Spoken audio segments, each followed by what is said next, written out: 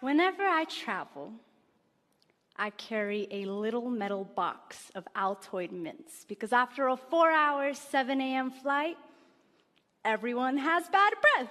So, almost anyone is willing to take the mint from the Muslim on the airplane. And I know I've been successful when my neighbor turns and asks, "So, what's your name?" You see, even if there was an elephant in the room, I'm still the elephant in the room. Yeah, when an elephant offers you mints on an airplane, I'm fully aware that it's not always easy to accept. So when the courageously curious do pop the "what's your name" question, I try to make it worth their while. My name is Amal. It means hope in Arabic. Most days, my name is waitress at my family's Damascus restaurant, full-time university student and then some, pre-law, world traveler, 11 countries. My name is I've performed poetry in 8 of those countries. International spoken word poet, unapologetic Muslim woman, Syrian, American, hijabi, activist, social justice advocate. My name is writer, teacher, Colorado born, mile high baby. But at the airport, my name is random search.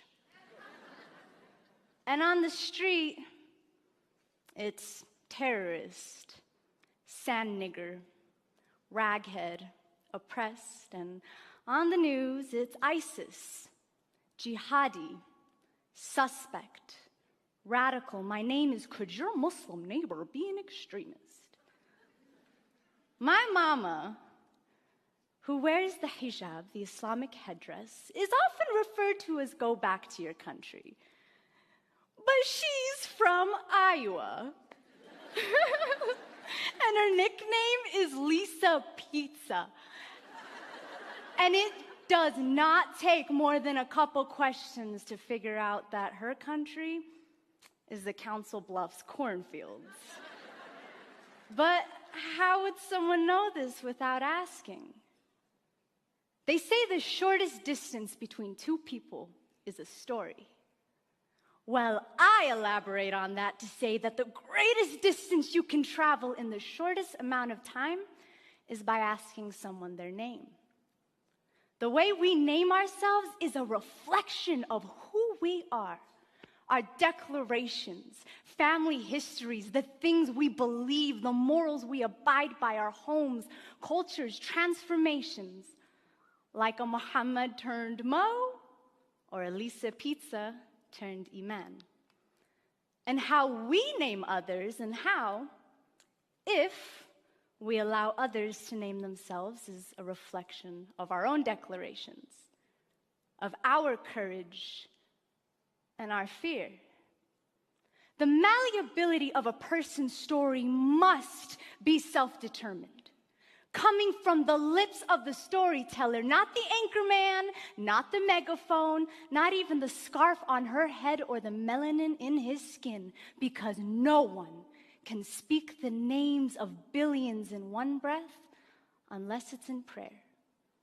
And oftentimes when we generalize, it isn't because we're praying. And when we don't ask someone their name, we're not asking for their story. In the world of mass media and rampant misinformation, it is hard for anyone, including myself, to deconstruct all these terrifying stories that we hear. And sometimes, instead of isolating them, individualizing them, we tend to paint a group of people with a broad brush, until suddenly, everyone with a hijab on is a raghead that needs liberating. Or everyone with white skin is a racist cracker. Or everyone with black skin is a fatherless nigger. Or everybody who looks like my father is gonna blow up the airplane. Or if the killer had a light complexion, he's just a mentally fragile lone wolf. And we come to this point where we feel like we don't even need to ask people their names because we already gave it to them. In Europe right now, a monumental name change is taking place that has completely transformed a humanitarian responsibility. Countries are deporting refugees. But when you watch news coverage, these refugees are being referred to as migrants. Because let's face it, deporting migrants sounds way more reasonable than deporting individuals who have been forced to flee their country because of persecution, war, and violence. The United Nations definition of refugee. On September 11th, 2001, I attended a private K-8 Islamic school. And within the first hours of the tragedy, my school received 2 bomb threats. The word terrorist was not on my spelling list, but all of us kids picked it up pretty soon after.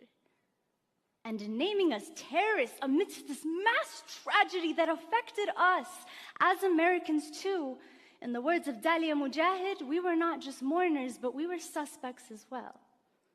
But a few months ago, me and my very handsome white boy-looking brother named Usama and I were at the museum buying planetarium tickets, and an elderly white man walked up to me and said, "I'm sorry about everything you must be going through right now. I want you to know that not all Americans believe what these buffoons are saying. And I want you..." Yeah, he used the word buffoons. And he said, "I want you to know that we stand by you."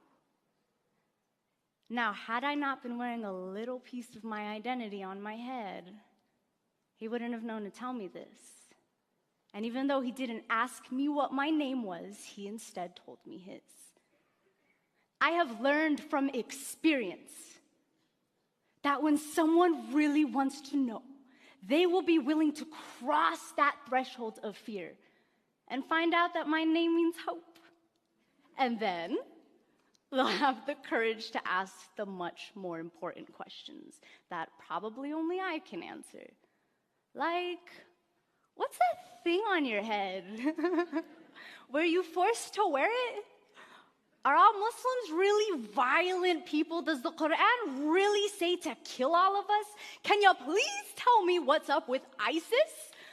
And these questions, though seemingly uncomfortable, are how I know that I have been humanized, and are how the courageously curious know that really, I'm only as scary as the silence fear festers in.